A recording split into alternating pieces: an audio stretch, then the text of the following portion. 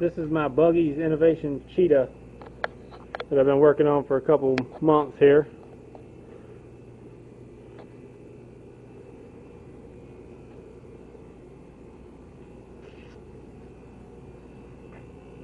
I added a foot to the frame from here to here because I'm a big guy, tall guy.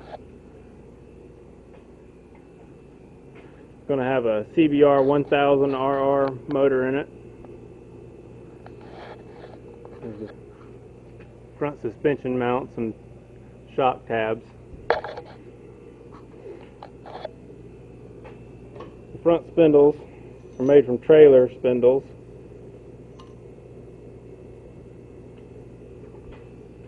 And then that's one assembled. It's got a Nissan Sentra brakes with a 4-on-100 bolt pattern.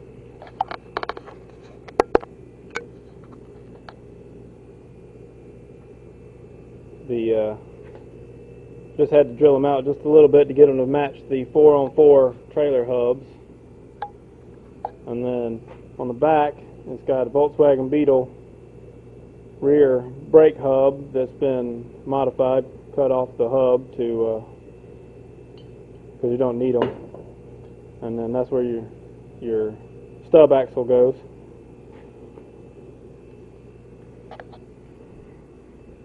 It's going to get a set of Porsche 930 CV axles. I got the sprocket on the wrong side right now.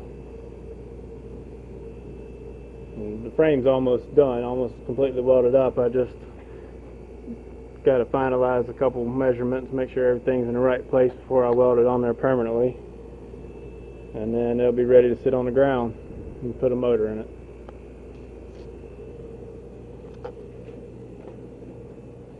Uses a Toyota Celica brake rotor that's been modified and added the bolt pattern to fit on this hub right here.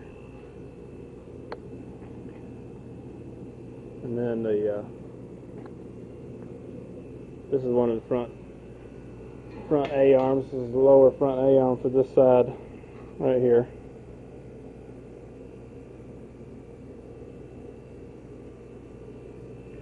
And that's my homemade tube bender that I built from Tax Cycle.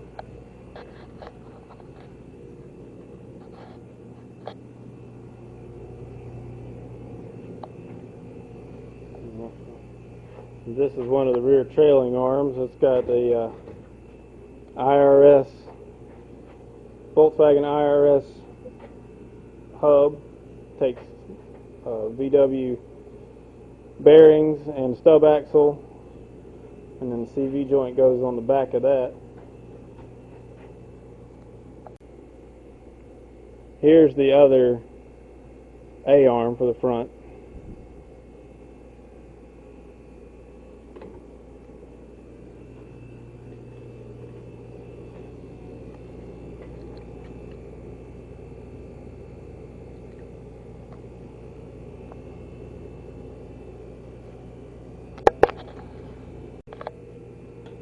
These front disc brakes, like I said, they're from a 1995 Nissan Sentra, and I've got them set up right now so that they will fit inside of 12-inch wheels.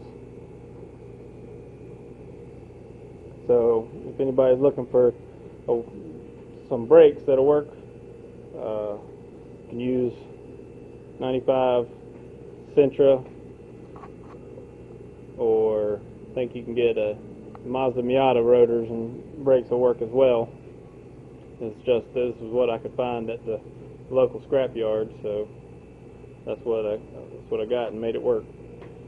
The brackets have been water jet cut, custom made water jet cut, and all of my bracketry has been water jet cut. I got a video of some of that. I made me some limit strap mounts and some seat belt mounts. Cut them out of 14 gauge steel and bent them, and then welded up the welded up the gaps.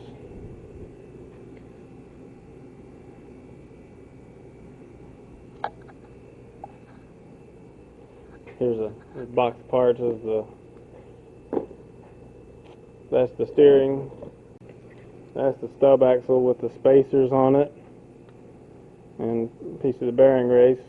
I had that out when I was checking everything. And then this is my mock-up brake rotor. I laser cut that at work, just make sure everything fit the way I thought it was supposed to before I went cutting the actual brake rotor.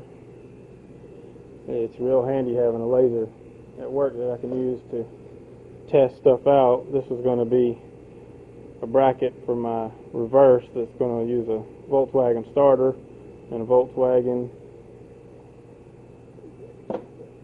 flywheel.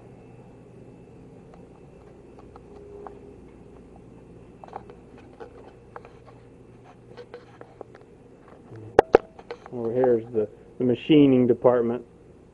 Got a LeBlanc Regal lathe and a Bridgeport milling machine with digital readout. That has been invaluable. Makes it really easy. I made some wheel spacers to convert the 4-on-4 bolt pattern to 4 on 136 millimeters for these tires right here. They're off of the John Deere side-by-side. And it gets the center cap. And it goes on there. And this way I can use 12-inch wheels and the front brakes. And these convert Volkswagen bolt pattern 130 millimeter to 136 millimeter bolt pattern.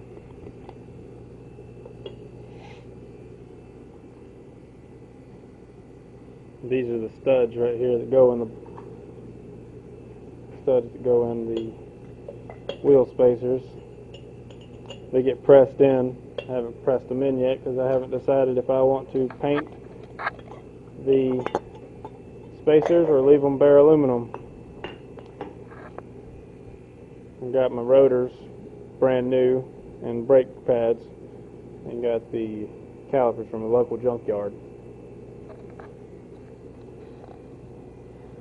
This angle finder here, this is the second one. I dropped one and it broke the lens, broke the LCD screen, but it's real helpful setting your angle right in the milling machine or setting your angle on your pipe notcher.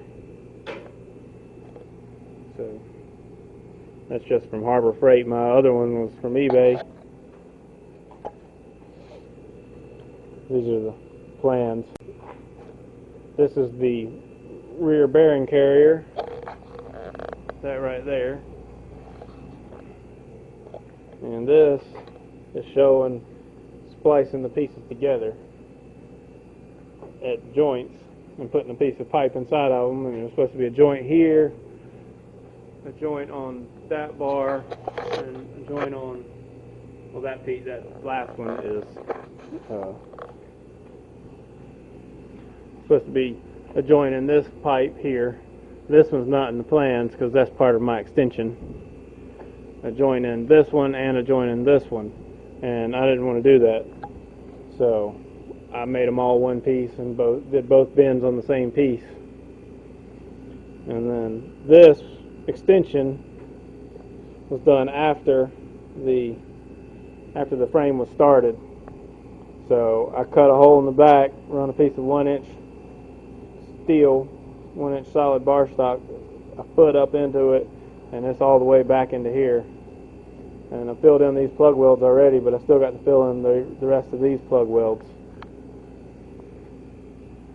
And weld up the rear suspension mounts and just this area and the bottom of the frame, and it should be done other than a couple minor things. This piece isn't welded yet because it's probably going to be in the way of the engine, and I'm going to put in some some tube clamps where you just cut this, and then it's got interlocking pieces that bolt together. So when you put it, you can put it back in without having to cut everything when you put the motor in.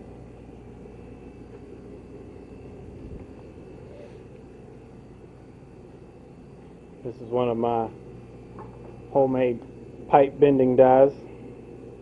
I'll go into that more on when I do my video on the bender.